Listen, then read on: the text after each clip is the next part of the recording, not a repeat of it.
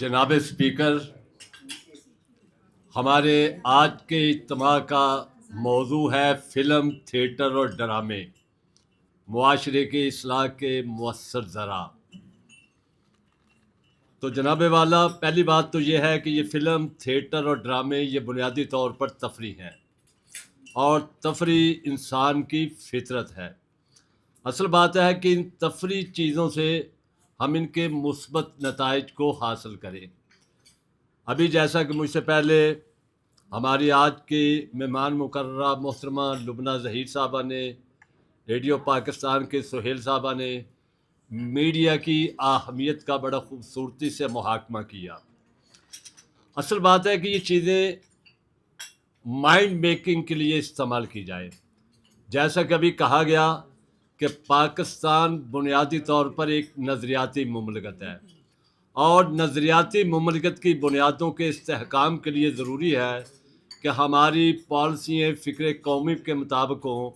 لیکن اس وقت جو صورتحال ہے، جیسا کہ ابھی فارن فنڈنگ کی بات کی گئی، قرضوں کی بات کی گئی، تو جب فارن فنڈنگ ہوگی، قرضے ہوں گے، تو پھر خودی اور خودداری بھی متاثر ہوگی، اور پھر ہمارے ذرائع ابلاغ کے اندر مغرب کی تقلید اور ان کی شرائط کو ماننا پڑے گا۔ حضرات گرامی، تو اگر ہم چاہتے ہیں کہ ہم ان کا مثبت استعمال کریں، دیکھیے چیز کوئی بھی غلط نہیں ہوا کرتی، اصل چیز اس کا استعمال ہوتا ہے کہ اس کا مثبت یا منفی۔ یقیناً میڈیا کے اثرات ہوتے ہیں، یہ مائنڈ میکنگ کرتا ہے اور لوگوں کے اذہان کو تبدیل کر دیتا ہے۔ تو اگر ہم چاہتے ہیں کہ ہم ان کے ذریعے اپنی قوم کو مثبت پیغام دیں، اپنی نظریاتی بنیادوں کو مستحکم کریں، تو اس کے لیے ضروری ہے کہ حکومت اس شعبے کے لیے ایک تھنک ٹینک بنائے جو اس قومی مملکت کے نظریات کے مطابق ایک پالیسی وضع کرے۔ جیسا کہ ابھی یہاں ذکر ہوا کہ کسی زمانے میں اشفاق احمد کا پروگرام تھا، طارق عزیز کا پروگرام تھا، تو اس کے نتیجے کے اندر لوگوں کے اندر ایک مثبت سوچ پیدا ہوتی تھی، اور اپنی تاریخ، ثقافت اور روایات سے آگاہی ہوتی تھی۔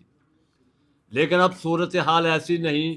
ہمارے میڈیا کے اوپر جو ڈرامے آ رہے ہیں، جس طرح ابھی بتایا گیا کہ طلاقوں کا ذکر ہوتا ہے، تو اس کے نتیجے کے اندر کوئی اچھے اثرات نہیں آئے، بلکہ ہمارے معاشرے میں منفی اثرات زیادہ ہوئے ہیں۔